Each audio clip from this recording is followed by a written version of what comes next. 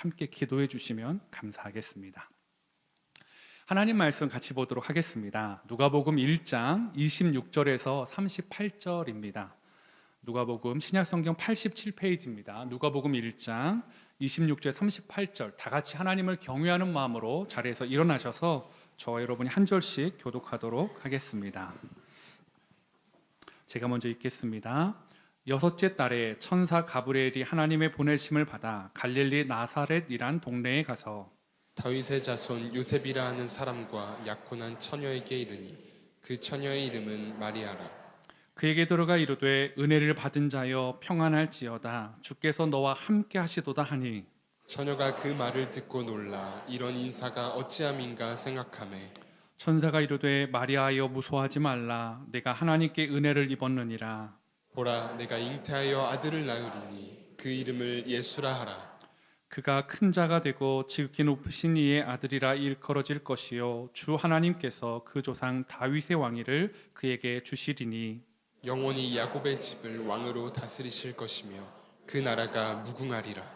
마리아가 천사에게 말하되 나는 남자를 알지 못하니 어찌 이 일이 있으리이까. 천사가 대답하여 이르되 성령이 내게 임하시고 지극히 높으신 이의 능력이 너를 덮으시리니 이러므로 나실 바 거룩한 이는 하나님의 아들이라 일컬어지리라.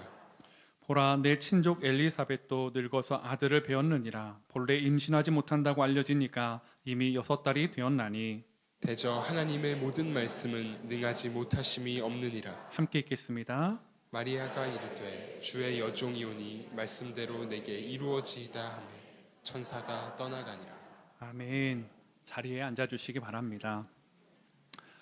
지난주 우리가 이제 나눴던 이 마태복음은 요셉의 입장으로 이 임신 사실을 좀 보여주고 있다면 오늘 이 누가복음은 이제 마리아의 입장에서 이 임신의 소식을 더욱 선명하게 보여주는 본문인 것 같습니다.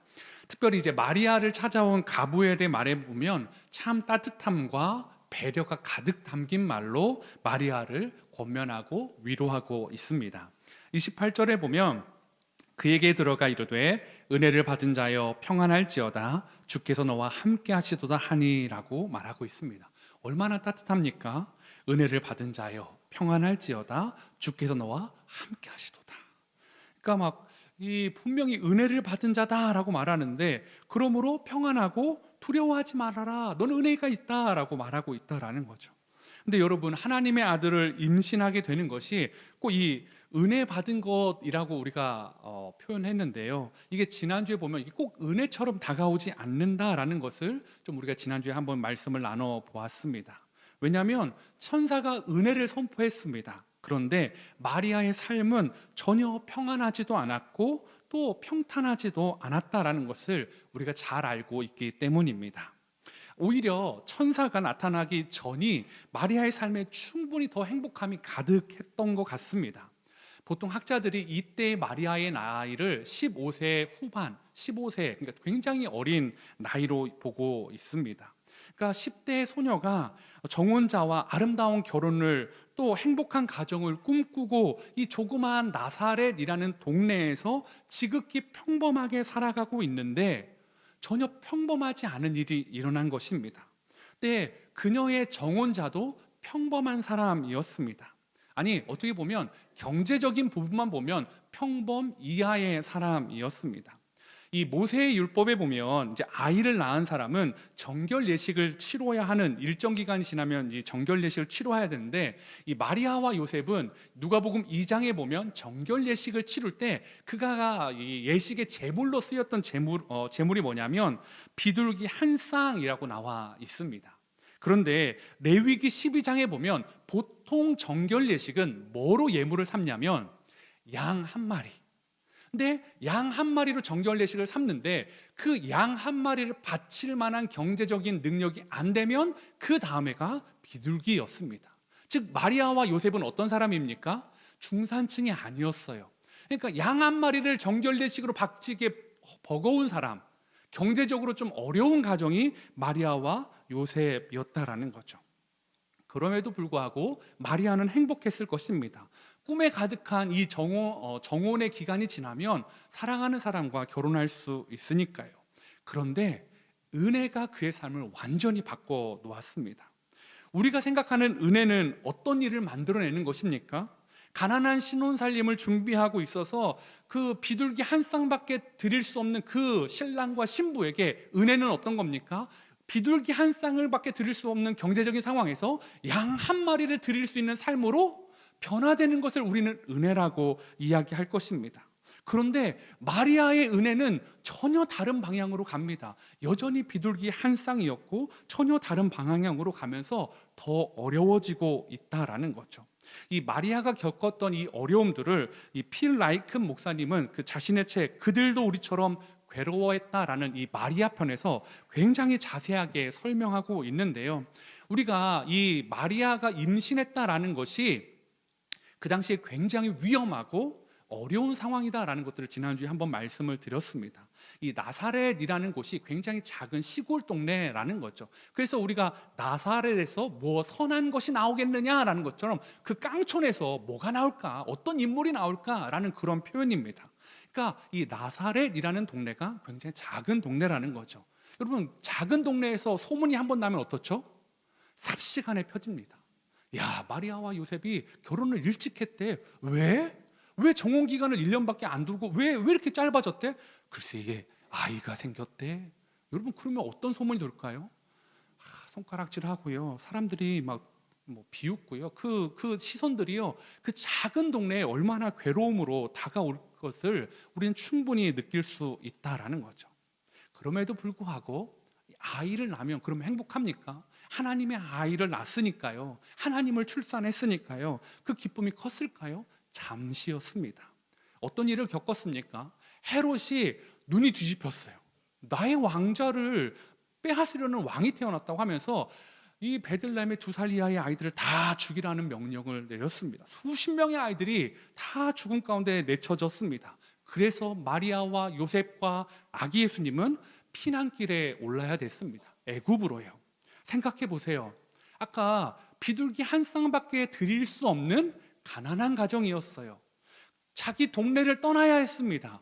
그러면 돈이 없어요. 그런데 돈이 없는데 박해를 피해서 희생양처럼 도망가고 있고 집이 없는 난민이고 또 불법 이민자예요. 근데 돈이 없어요. 그러면 여러분 생활이 어떻죠? 곤고하죠. 돈이라도 많으면 타국에서도 잘 살 수 있을 텐데 돈이 없다니까요. 그런데 그때마다 마리아의 머리에 드는 생각은 뭘까요? 내가 이 아이를 지켜야지. 하나님이 내게 주신 이 아이를 나는 지켜야지라는 생각이 가득하지 않았겠습니까? 그렇게 도피 생활을 다 끝내고 그러면 고난이 끝났습니까? 아닙니다. 한 번은 예수님이 12살이 됐을 때 성전에 올라갔습니다. 이제 유대인들은 13살이 되면 이제 성인으로 생각하고 성전에 올라가는 것들을 하기 때문에 12살이 되던 해에 성전을 방문했는데 돌아오는 길에 예수님이 없다라는 것을 알게 됐죠. 그리고 불이 나게 다시 돌아갑니다. 그리고 그 길이 3일 길이 걸렸습니다. 3일 동안 예수님 아들을 실종 사건이 발생했다라는 것입니다. 여러분, 아이를 잃은 부모는 제정신이 아니잖아요. 특별히 더 어려운 게 뭐냐면 이 당시 학자들 보니까 이 성지순례로 인해서 예루살렘 이 거리가 20만 명이 가득 운집해 있고 10만 마리의 유월절 양들이 다 제물로 쓰여지는 정말로 유례 없이 막 이방인들로 가득한 이 지역 사람들이 아닌 타지 사람들로 가득한 곳이 바로 이곳이었습니다. 그냥 마리아와 요셉과 예수님만이 그냥 잘 낯선 사람들이었다면 혹시 12살 정도 되고 키는 이만하고 머리 색깔은 이렇고 옷은 이렇게 입었던 아이를 못 보셨습니까? 하면 동네 사람들이라면 낯선 애가 저기 있어요 할 텐데 다 낯선 사람들이에요. 막 헷갈려요. 그런 상황 가운데 예수를 찾는다? 쉽지 않았습니다. 그 두려움, 절망, 자책, 나는 애를 안 보고 뭐 했을까? 왜 그랬을까라는 그 마음들이 이 마리아 안에 계속 있었을 것이라는 거죠. 그럼에도 불구하고 그리고 나서 누가복음 2장 51절에 보면 좋은 일도 있었습니다. 예수께서 함께 내려가사 나사렛에 이르러 순종하여 받드시더라. 그 어머니는 이 모든 말을 마음에 두니라. 이 실종 사건 다음에 나사렛에 이르러 순종하여 받드니라 라고 말하고 있죠. 예수님께서는 순종하셨대요. 순종하는 아이로 자라났습니다. 하나님과 사람에게 사랑받는 아이로 자라났다라는 거죠. 근데 여러분 그거 아시죠? 아이가 철이 빨리 들면 부모님도 행복한가요? 아니요. 아니더라고요. 그냥 아이는 울 때 울고 짜증낼 때 짜증내고 할 때 딱 해야 되는데 아이가 너무 빨리 철을 들면 부모 입장에서는 그게 미안함이에요. 내가 뭔가를 못 해줘서 이 아이가 혹시 빨리 철든 건 아닐까? 여러분, 예수님은 늘 철든 아이였을 거예요. 왜요? 하나님의 아들이니까, 죄를 짓지 않으니까, 순종하니까 늘 철든 모습이었겠죠. 마리아도 이 반듯한 이 순종하는 예수님을 보면서 자신의 아이를 보면서 왠지 그 마음을 가지고 있지 않겠습니까? 이제 이 예수님이 점점 크면서 아버지는 목수니까 가업을 잊지 않고 순회 설교자로 나서게 됩니다. 그런데 그 불안은 더 커졌습니다. 어느 날 나사렛 자그마한 동네에서 회당에서 말씀을 낭독하는 시간이 있었습니다. 그러다가 언쟁이 붙었습니다. 누가복음 4장 28절 29절에 보니까 회당에 있는 자들이 이것을 듣고 다 크게 화가 나서 일어나 동네 밖으로 쫓아내어 그 동네가 건설된 산 낭떠러지까지 끌고 가서 밀쳐 떨어뜨리고자 하되, 지금 예수님이 회당에서 설교를 했는데 말씀을 나눴는데 어떤 일이 나니까 사람들이 끌고 나간 거예요. 그리고 낭떠러지 가서 예수를 죽여버리겠다 하는 겁니다. 여러분, 작은 동네에서 회당에서 이런 일이 있으면 마리아의 귀에 들릴까요? 안 들릴까요? 당연히 들리죠. 야, 네 아들 똑바로 교육시켜. 네 아들이 뭔데 우리한테 와가지고 이 말씀을 가지고 이렇게 얘기하는 거야. 네 아들 오늘 죽을 뻔했어. 여러분, 엄마의 마음이 어떻겠습니까? 그리고 나서 본격적으로 예수님의 공생의 사건이 시작되면서 그 위협은 점점점 강도를 더해가면 더해갔지 줄어들지는 않았다라는 것입니다. 결국 마지막 십자가 사건에서는 어떤 일이 일어났죠? 아들이 다 발가벗겨지는 걸 보아야만 했습니다. 창자국과 그 채찍 자국에 머리에 가시관을 쓴 걸 다 보아야만 했습니다. 군인들이 옷을 제비 뽑는 장면도 지켜보아야만 했습니다. 사람들이 주위에서 저 하면서 혀를 차며 조롱하는 얘기도, 그 얘기도 들어야만 했습니다. 십자가 밑에서 신음하는 아들의 목소리도 들어야만 했습니다. 마지막에 창이 예수님의 옆구리를 찌르고 물을 쏟는 것도 보아야만 했습니다. 결국 아들이 죽는 것도 가장 가까이서 보았던 그 어머니, 그 마리아의 삶을 볼 때, 여러분, 제가 지금까지 쭉 나열했는데요, 여기서 은혜로 설명되는 거 하나 찾아보십시오. 뭐가 은혜입니까? 어떤 은혜를 누려서 마리아가 좀 더 이렇게 행복했습니까? 어떤 은혜가 있어서 마리아가 그 하나님의 아들을 임신해가지고 좀 삶이 나아진 게 뭐가 있습니까? 늘 고민이었고, 늘 아픔이었고, 늘 두려움이었습니다. 평안이 없어 보입니다. 천사는 은혜를 받은 자여 평안할지어다 라고 했는데 그의 삶은 평안이 아니라 두려움과 불안으로 가득했다라는 것입니다.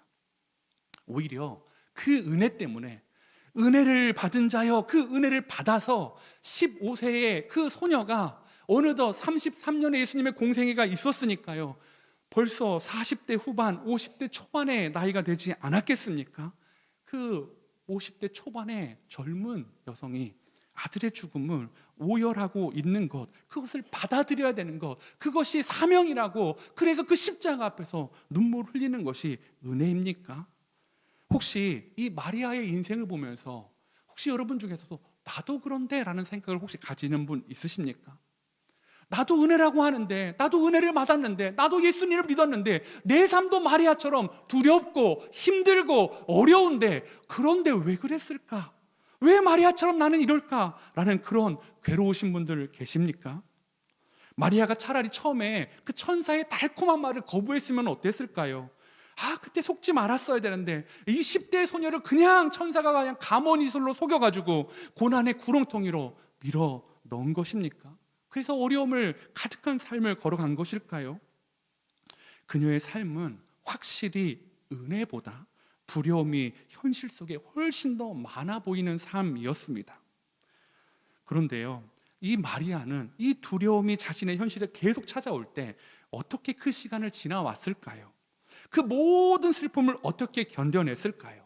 오늘 이 마리아의 삶을 통해 두려움이 현실에 찾아올 때 우리가 고백해야 되고 기억해야 되는 두 가지를 여러분과 좀 나눠보려고 합니다. 첫 번째는 이것입니다. 나는 하나님의 은혜를 입었다라는 고백입니다.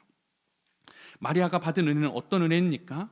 마리아는 그 은혜에 아멘이라고 답하는 순간 그냥 아까 말한 것처럼 두려움이 끊이지 않았습니다. 삶 속에 두려움이 계속 찾아왔습니다. 즉 마리아에게는 현실의 두려움이 사라지는 것이 은혜가 아니라 전혀 다른 것이 은혜였습니다. 뭐가 은혜일까요? 상황이 나아지는 것이 아니라 하나님의 선택, 하나님의 부르심을 받은 것이 그녀에게는 은혜였다라는 것입니다. 마리아의 인생의 두려움이 물밀듯이 밀어올 때마다 천사가 해준 말을 되뇌었을 것입니다. 나는 하나님의 은혜를 받았어. 나는 하나님의 선택을 받았어. 근데 하나님의 선택을 받았는데 삶은 피곤해요. 삶은 두렵습니다. 누가복음 1장 30절을 세 번역으로 보면 천사가 마리아에게 말하였다. 두려워하지 말아라. 마리아야, 그대는 하나님의 은혜를 입었다.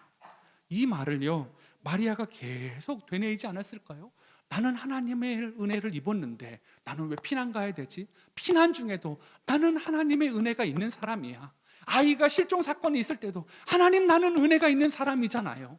아이가 낭떠러리에 가서 죽을 뻔한 상황도 하나님, 나는 은혜가 있는 사람인데, 아이가 십자가에 있을 때에도 나는 은혜가 있는 사람인데, 그 고백이 있지 않았겠습니까? 후회가 될 때마다, 불안할 때마다 계속 이 말을 묵상했을 것입니다. 이게 은혜입니까, 주님? 이게 은혜인 줄 믿습니다. 은혜죠, 주님. 은혜로 받겠습니다. 주님, 은혜일 것입니다. 여러분, 은혜가 무엇일까요? 오늘 마리아의 모습을 보면서 우리가 생각하는 은혜의 개념이 좀 바뀌어야 된다는 생각을 하고 있지는 않으십니까? 제가 어렸을 때 생각했던 은혜는 이런 거였습니다. 모르는 시험 문제가 있을 때 연필을 굴리든 찍든 해가지고 했어요. 맞았어요. 그럼 뭐예요? 은혜였어요. 할렐루야! 하나님이 살아계시는 거였어요. 막 친구랑 답 맞춰봐서 야, 봐라. 그게 은혜였습니다. 능력이 부족할 때 부족한 부분을 갑자기 나 알 수 없는 일로 채워주셔서 좋은, 막 오래 달리기를 해야 되는데 제가 그거 안 되는데 좀 더 왠지 내 발을 사슴과 같게 하사 막 잘 뛰게 하시더니 1등급 안에 들어오게 하셨어요. 윗몸 일으키기가 안 되는데 갑자기 복근이 생기면서 막 해가지고 1등의 숫자가 들어온 거, 그게 은혜였습니다. 여러분, 또 어떤 게 은혜였습니까? 거짓말을 했어요. 할렐루야. 부모님이 잘 그걸 모르고 지나가시는 것, 그것이 저에게 은혜였습니다. 여러분, 이게 은혜 아닌가요? 아닌가요? 그런데 여러분 생각해 보세요. 여러분이 은혜라고 생각하는 게 제가 우습게 말했던 그거의 연장선에서 많이 다르신가요? 다르지 않지 않나요? 은혜라고 생각했던, 이거 은혜야 라고 했던 것들이 그래서 좀 마치 찍어서 맞은 것처럼, 아니면 뭐 했던 것처럼 조금 더 올라가는 것, 조금 더 잘 나오는 것, 거기에 있는 것들을 우리는 은혜라고 생각하고 있지는 않으십니까? 세상 사람들은 그것을 은혜라고 이야기하지 않아요. 뭐라고 얘기하죠? 재수, 운. 세상 사람들이 재수 좋았어, 운 좋았어 하는 것을 우리는 그냥 은혜다라고 표현하고 있는 것 아닙니까? 그렇다면 우리는 그 은혜를 너무 오해하고 있는 것 아닐까요? 너무 값싼 것으로 바꿔버린 것 아닐까요? 하나님의 은혜가 그냥 연필 굴려서 그거 맞추는 그게 은혜일까요? 저는 아니라고 생각합니다. 그 은혜는 훨씬 더 깊고 훨씬 더 크고 훨씬 더 위대한 것이 은혜 아니겠습니까? 그것이 아니라면 우리 세상 사람들과 우리가 차이가 뭐예요? 운과 재수로 바꿀 수 있는 거라면 그게 어떻게 은혜일 수 있겠습니까? 은혜는 잘 되는 것을 아득히 뛰어넘는 것입니다. 하나님의 불러주심이에요. 하나님의 선택이었습니다. 마리아가 왜 그 모든 두려움을 감당했을까요? 하나님이 불러주셨으니까요. 그걸 은혜로 아니까 그 모든 고난의 시간을 견뎌내는 것 아니겠습니까? 생각해보면 여러분, 마리아만 그랬던 건 아닙니다. 아브라함 은혜였습니다. 본토 친척 아비의 집을 떠나, 하나님께서 그 말씀해 주셨을 때 은혜로 불러주셨습니다. 그런데 불안했습니다. 어디로 갈까요? 아직은 모른다. 가라, 떠나라. 그는 그 불안을 감내해야만 했습니다. 아이를 주신다고 했을 때 하늘의 무뼈를 보고 바다의 모래를 세어보아라. 내가 그만큼 너의 자손을 많게 해주겠다. 언제요? 그리고 침묵하셨습니다. 25년을 침묵하시고 하나님이 그냥 기다리게 하셨습니다. 은혜라고는 했는데 두려움이고 조바심이고 안타까움이었습니다. 아브라함만 그랬습니까? 요셉은 어떻습니까? 요셉은 은혜를 누렸어요. 꿈을 꿨어요. 비전을 보았어요. 그런데 그 은혜 때문에, 그 꿈 때문에 어떤 일을 당했습니까? 형들이 자신을 웅덩이에다 던져놓고 얘를 죽이냐 마냐를 논의하는 소리를 다 들어야 됐습니다. 저 형은 나를 죽이자고 하고, 저 형은 나를 좀 그건 아니라고 하고, 저렇게 하자고 하고, 팔자고 하고, 그 얘기를 다 듣는 그 요셉의 마음은 어떻겠습니까? 팔려갔습니다. 은혜 때문에 하나님이 두려워서 유혹을 거부했습니다. 성추행범으로 물려서 감옥살이를 해야만 했습니다. 그게 은혜입니까? 다윗은 어떻습니까? 그 막내 아들, 어느 날 선지자가 와서 기름 부어줬습니다. 그런데 그게 은혜였습니까? 아니요. 그때부터 살해의 위협과 도망과 불안한 삶을 살아야만 했습니다. 바울은 어떻습니까? 바울이 은혜를 몰랐다면 로마인으로서, 가말리엘 문화로서 얼마나 존중받으며 살 수 있었겠습니까? 근데 은혜 때문에, 십자가 때문에, 예수님 때문에, 선택해 주심 때문에, 부르심 때문에 그는 생명을 내어놓고 살아야 되는 삶을 살아갔다라는 것입니다. 여러분, 진짜 은혜는 아브라함이 믿음의 조상이 된 게 아니에요. 집 안에서 서열 끝에서 두 번째였던 요셉이 총리가 돼서 성공했어, 우리 집안에 용이 났어, 이게 아니었습니다. 목동 다윗이 왕이 된 것이 은혜가 아니었습니다. 그들을 불러주신 것이 은혜였습니다. 그들에게 찾아오신 것이 은혜였습니다. 여러분, 이 말에 동의하십니까? 여러분, 하나님이 여러분을 불러주셨습니까? 하나님이 여러분을 찾아오셨습니까? 그런데 여러분의 삶에 아직도 여전히 고난이 있습니까? 그것이 은혜입니다. 아멘이십니까? 왜요? 다윗도 그랬잖아요. 아브라함도 그랬다면서요. 요셉도 그러셨다면서요. 마리아도 그랬다면서요. 사랑하는 성도 여러분, 우리는 은혜를 너무 재수와 세상의 운처럼 그것들을 결부시킬 때가 있습니다. 근데 가장 큰 은혜는 내 삶이 세상 사람들이 보기엔 넌 지질이 복도 없다, 너는 지질이 운도 없다 할지라도, 그래도 우리가 말할 수 있는 건 뭡니까? 난 그래도 은혜가 있어. 왜? 주님이 나를 선택해 주셨잖아. 난 주님의 자녀가 됐잖아. 여러분, 그게 은혜가 되어야 한다라는 것입니다. 우리가 받은 하나님의 선택보다 더 큰 은혜는 우리의 삶에 없습니다. 예수님이 오셔서 세상살이가 좀 살만해지고 그런 게 은혜일 수도 있을 거예요. 그게 은혜라고도 창세기 구약성경에 보면 나오니까요. 그런데 진짜 은혜는 그것이 아니었다라는 거죠. 10대 중후반의 이 마리아에게 은혜는 가혹함이었습니다. 두려움이었습니다. 정말로 그는 예수님을 때문에 하나님께 희생된 삶을 살았습니다. 그런데 그거 아십니까? 마리아가 희생한 것보다 예수님이 마리아를 위해 희생한 게 훨씬 더 컸다라는 건 말입니다. 마리아는 주님을 위해 헌신되고 희생된 삶을 살았습니다. 정말 마음 졸이는 부모의 삶을 살았습니다. 그런데 하나님이신 예수님은 마리아를 위해 하늘 보좌를 내려두고 오셔서 죽으심으로, 희생하심으로 마리아를 사랑해 주셨다고요. 로마서 8장 38절 39절인데 한번 같이 읽도록 하겠습니다. 시작.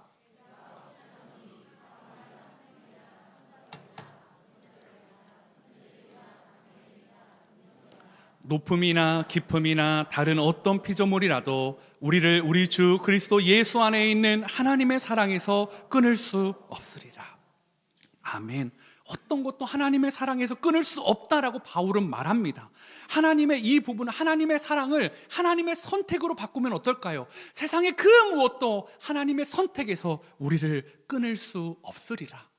저는 아멘인 것 같습니다. 환난이나 공고나 박해나 기근이나 적신이나 위협이나 칼이나 그 어떤 것도 하나님이 나를 불러주심에 대해서, 하나님이 나를 사랑해 주심에 대해서, 나를 선택해 주심에, 내 인생이 좀 잘 안 펴진다 할지라도, 여전히 두려움이 있다 할지라도 나는 그것이 은혜임을 믿습니다. 그 은혜에서 어떤 것도 나를 끊어낼 수 없습니다. 여러분, 이게 은혜 아니겠습니까? 우리를 부르신 이 하나님의 은혜로 삶을 해석할 줄 아는 저와 여러분 되시기를 소망해 봅니다. 그래서 삶의 문제가 좀 더디 해결되고요, 두려움이 끝없이 몰려와도요, 우리를 찾아주시고 선택하여 주신 그 진짜 은혜임을 믿으며 고백하며 살아가는 저와 여러분 되시기를 소망해 봅니다. 두려움이 현실이 찾아올 때 기억해야 될 것 두 번째는요, 나는 주님의 여종입니다 라는 고백입니다. 이게 무슨 고백이길래, 뭐 특별한 고백이길래 이걸 기억해야 될까? 여러분, 갑작스럽게 찾아온 자신의 삶에 평지풍파를 일으키신 분은 하나님의 천사였습니다. 이 돌발 상황이 마리아에게 발생했을 때 그녀의 대처를 보십시오. 누가복음 1장 38절을 새 번역으로 보면 이렇습니다. 마리아가 말하였다. 보십시오. 나는 주님의 여종입니다. 당신의 말씀대로 나에게 이루어지기를 바랍니다. 천사는 마리아에게서 떠나갔다. 마리아에게 고백한 게 뭡니까? 나는 주님의 여종입니다. 당신의 말씀대로 나에게 이루어지기를 바랍니다. 여러분, 이게요 결코 쉬운 일이 아니잖아요. 작은 동네에 얼마나 많은 이 스캔들, 이 가십거리가 될 수 있는 거 말씀드렸잖아요. 어떤 고난이 있는지도 말씀드렸잖아요. 그런데요, 그걸 떠나서요, 성경에 보면 이 10대의 여자보다 훨씬 더 연배도 있고 믿음도 있고 잘 훌륭했던 사람들이 하나님께 대해서, 부르심에 대해서, 선택에 대해서 거절하는 것들 나옵니다. 모세, 하나님이 불러주셨습니다. 몇 번 거절합니다. 그럼에도 불러주시니까 이렇게 이야기합니다. 오 주님, 제발 보낼 만한 사람을 보내십시오. 왜 나한테 자꾸 이러십니까? 제발 보낼 만한 사람을 보내십시오. 나는 아닙니다. 나는 말이 오늘합니다. 그렇게 거절했던 사람이 모세였습니다. 예레미야, 눈물의 선지자, 조국과 그 나라를 위해 기도했던 사람, 뭐라고 한 줄 아십니까? 나는 아이라 말할 줄을 모릅니다. 완곡한 거절 아닙니까?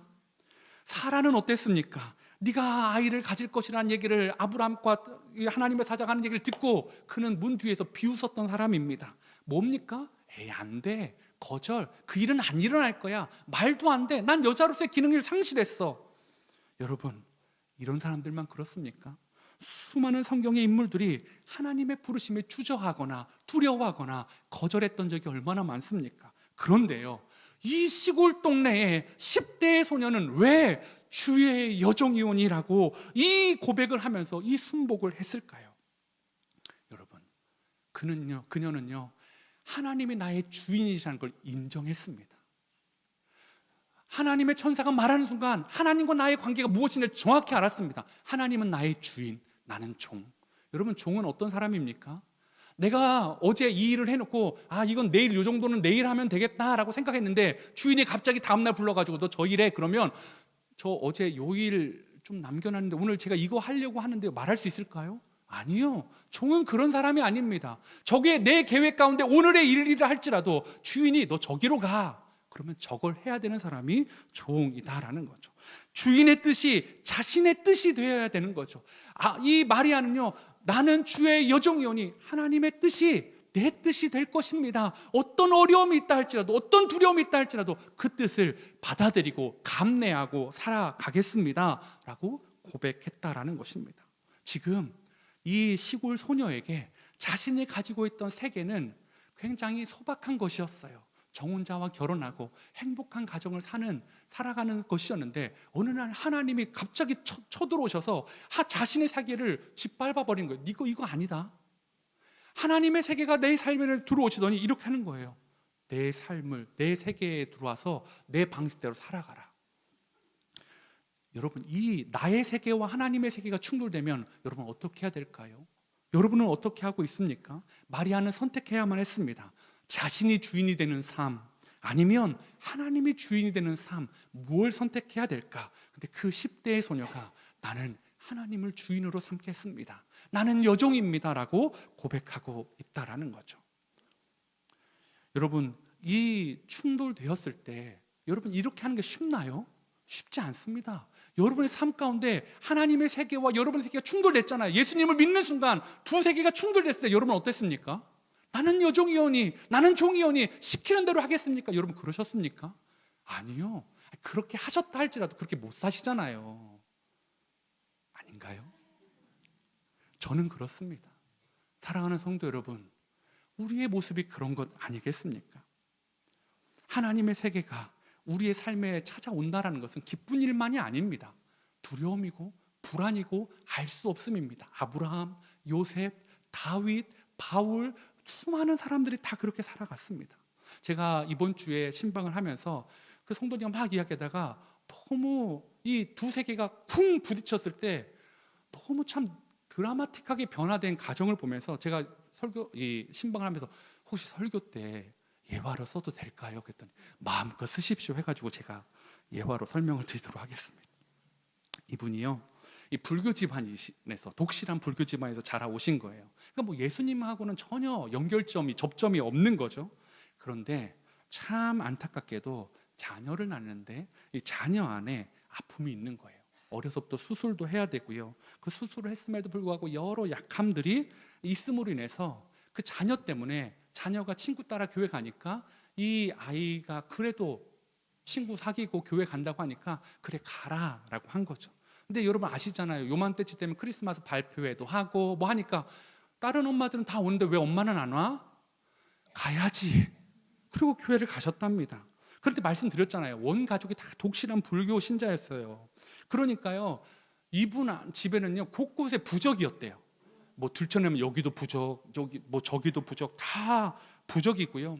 이분은 가위를 또 많이 눌렸대요. 그럼 가위 눌리면 어떠냐면, 저는 그런 건 또 처음 들었는데 지푸라기 어머니가 불을 붙여가지고 슈, 귀신 물러가라 뭐 이렇게 하는 그런 집이었다는 겁니다.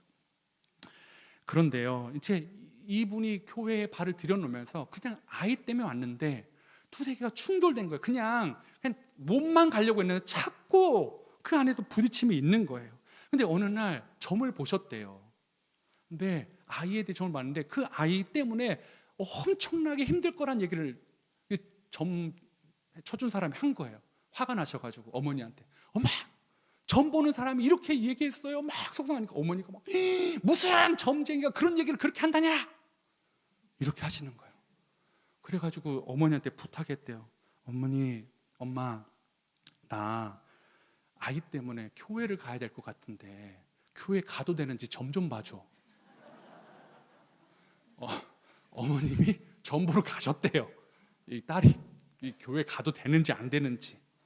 그랬더니 어머니가 갔다 와서 해주시는 말씀이 이거였습니다. 독실한 불교 어머니가 온 가족들이 다 불교인데 네 마음이 편하다면 그렇게 해라. 여러분, 근데요, 그 두 세계가 충돌돼 가지고 했는데요, 조금씩 예수님의 세계가, 하나님의 세계가, 내가 지나왔던 불교의 세계, 내가 가졌던 가치관을 밀어내고 있는데요, 밀어낼 수 없는 게 있었어요. 집안 곳곳에 있는 부적. 이거 띄었다가 이거 큰일 나면 어떡하지? 이거는 예수님 믿는다고 하는데 못 띄겠는 거예요. 못 치우겠는 거예요. 어느 날 목사님이 오셔가지고 신방해 주시고 목사님이 다 수고해 가셨대요. 여러분, 그게 그분의 두려움이었어요. 여러분, 그분은요, 하나님이 없는 세계와 하나님이 있는 세계에 부딪혔을 때 여러분 갈등이 있었어요. 어려움이 있었어요. 그런데 어떻게 합니까? 결국은 하나님의 원하시는 것을 택하고 있고, 지금은요 너무 편하대요. 옛날에는 손 없는 날, 이사할 때도요 손 없는 날, 저는 손 없는 날만 알았는데 무슨 날이 그렇게 많다면서요? 아시는 분들은 회개하십시오. 아무 날이나 이사하면 됩니다. 예. 근데요 지금 너무 편하대요. 뭐 아무 때나 이사하면 되니까요. 자기 친정은 여전히 무슨 날 따져가지고 이사하는데, 여러분 두 세계가 충돌됐습니다. 그런데요 혼란스러움도 있고요, 어려움도 있었어요. 그런데 결국은 하나님의 세계 안으로, 하나님의 선택 안으로 들어오고 있다라는 거죠. 여러분은 어떠시냐고요? 여러분과 여러분의 세계와 하나님의 세계가 여러분에게 충돌했는데 여전히 여러분 안에는 하나님의 세계, 혹시 1월 1일 날 점 보러 가시려는 분 없으시죠? 있으시면 저한테 오세요. 제가 봐드릴게요. 말씀 이렇게 펴드리고. 농담입니다. 오지 마세요. 사랑하는 성도 여러분, 어떻게 이분이 이렇게 됐을까요? 예수님을 마음에 모시고 자신의 삶과 자녀의 삶과 자신의 영혼을 뒤집어 놓는 충돌이 있었어요. 쉬웠을까요? 아니요. 예수님 믿고도 여전히 수술해야 되고요, 여전히 아픔이 있고요, 여전히 어떤 걸 결정해야 되고요, 여전히 그런 일들이 많이 있습니다. 그런데 이전에 내가 주인이었던, 우상이 주인이었던, 부적이 주인이었던 그 모든 것에 하나님이 주인 되어서 나는 여종이여니 말씀대로 될 줄을 믿습니다. 여러분, 그 고백이 그분에게 있었던 것처럼 저와 여러분에게도 그 고백이 있기를 원합니다. 이제는 부적이 우리를 지휘하고, 우상이 우리를 지휘하고, 사단이 우리를 지휘하고, 우리의 욕심이 우리를 지휘하는 인생이 아니라 하나님의 말씀에 지휘를 받아 살아가는 저와 여러분 되시기를 축복합니다. 그래서 좀 고난이 있더라도 나는 주의 여종이오니 아멘으로 받을 수 있는 저와 여러분 되기를 원합니다. 애굽으로 피신할 때도 마리아는 아멘이었을 거예요. 12살 난 아들을 실종 사건을 닦을 때도 주님, 주님, 주의 여종이오니 주의 말씀이 그대로 이룰 줄 믿습니다. 아멘입니다. 동네 사람들이 낭떠러지로 아들을 데려가서 밀쳐 죽이려고 할 때도 주님, 그럼에도 불구하고 나는 주의 말씀이 이루어질 걸 믿습니다. 십자가에서 그 모든 아들의 수치와 죽음을 보면서도 주님, 이것이 주님의 뜻이라면 내 눈물과 내 감정과 상관없이 주님 이루어질 것을 믿습니다. 사랑하는 성도 여러분, 그게 예수님의 오심입니다. 우리의 세계를 밀어내고 우리의 세계 가운데 부정적인 것, 죄악의 것, 사단의 권세를 무너뜨리고 하나님의 평안을, 하나님의 세계를 우리 가운데 선물해 주시기 위해 예수님이 이 땅에 오셨다라는 것입니다. 이제 결론을 이렇게 맺길 원합니다. 사랑하는 성도 여러분, 예수님이 탄생하신 걸 기념하는 성탄절을 앞두고도 혹시 여전히 두려운 분 있으십니까? 내일이 성탄절인데 그 성탄의 기쁨보다 삶의 두려움, 삶의 불안, 그게 훨씬 더 커서 여러분 힘드신 분들 계십니까? 여러분 잘못 아닙니다. 여러분이 잘못해서 그런 것 아닙니다. 마리아도 은혜를 받고 늘 두려웠습니다. 늘 불안했습니다. 그런데 뭐라고 고백했다고요? 나는 은혜를 입은 사람이야. 나는 은혜를 받은 사람이야. 나는 주의 여종이야. 그래서 이것들을 이겨나갈 거야. 나는 뚫고 나갈 거야. 하나님이 은혜라고 하셨어. 그 두려움들 나에서 지나갈 거야 라고 고백하며 그 임마누엘의 하나님과 동행했던 사람이 마리아였습니다. 요셉이었습니다. 성경이 많은 인물들이었습니다. 오늘 저와 여러분도 이 고백이요, 나는 은혜를 입은 사람이야.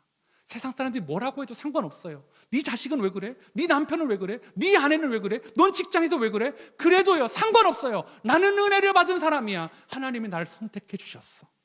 나는 주님의 여종이오니. 여러분, 그 고백으로 오늘 이 성탄절을 하루 앞둔 오늘 하나님 앞에 온전히 서는 저와 여러분 되시기를 축복합니다. 그러면서요, 누가복음 1장 39절 세 번역에 이렇게 말합니다. 하나님께는 불가능한 일이 없다.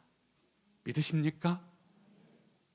불가능한 일이 없는데 종으로 살아가고, 불가능한 일이 없는데 아들을 잃어버리기도 하고, 불가능한 일이 없는데 어려움을 당합니다. 그런데요, 그 상황을 이겨나갈 수 있도록 불가능하지 않도록 도와주시는 것이 하나님의 말씀이다라는 거죠. 하나님께는 불가능하시 없다라는 걸, 이 고백을 가지고 하나님 앞에 찬양하며 나아가기를 원합니다. 우리 하나님의 부르심이라는 찬양인데요, 하나님의 부르심에는 10대 소녀를, 산골 시골의 소녀를 부르심에는 후회하심이 없네. 내가 이 자리에 선 것도 주의 부르심이라. 여러분, 저와 여러분도 마찬가지 아닙니까? 하나님의 부르심에는 결코 실수가 없네.